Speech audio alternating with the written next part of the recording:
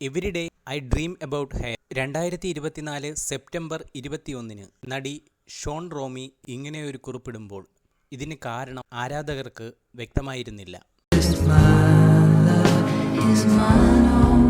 കമ്മട്ടിപ്പാടം എന്ന ദുൽഖർ സിനിമയിലൂടെ മലയാളികൾക്ക് ഏറെ പരിചിതയായ നടിയാണ് ഷോൺ റോമി. പിന്നീട് ലൂസിഫർ എന്ന മോഹൻലാൽ ചിത്രത്തിൽ ഏറെ ശ്രദ്ധിക്കപ്പെടുന്ന വേഷവും ചെയ്തു. ഇക്കഴിഞ്ഞ വർഷം തനിക്ക് സംഭവിച്ച ഗുരുതരമായ ആരോഗ്യ പ്രശ്നത്തെക്കുറിച്ച് ആരാധകരോട് വെളിപ്പെടുത്തിയിരിക്കുകയാണ് താരം. തലമുടി മുഴുവൻ കൊഴിഞ്ഞു പോകുന്ന അവസ്ഥയിലെത്തിച്ച ഓട്ടോ ഇമ്മ്യൂൺ എന്ന രോഗം മാറിയ ശേഷമാണ് ഷോൺ റോമി വീഡിയോ പങ്കുവച്ചത്.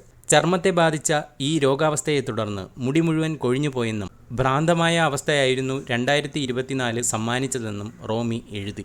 ഒരു സുഹൃത്താണ് എല്ലാ പിന്തുണയും നൽകിയത്. 1 മാസത്തിനുള്ളിൽ മുടിയെല്ലാം തിരികെ വരുമെന്നും അവൾ പറഞ്ഞു. അതങ്ങനെ തന്നെ സംഭവിച്ചുവെന്നും ഇൻസ്റ്റഗ്രാമിൽ എഴുതിയ കുറിപ്പിൽ പറയുന്നു. ഓഗസ്റ്റ് മാസം മുതൽ എല്ലാ മാസവും സ്റ്റിറോയിഡ് കുത്തിവയ്പ്പുകൾ എടുക്കുന്നുണ്ടെന്നും റോമി വ്യക്തമാക്കി. ഏറെ പ്രശസ്തയായ മോഡല് കൂടിയാണ് ഷോൺ റോമി.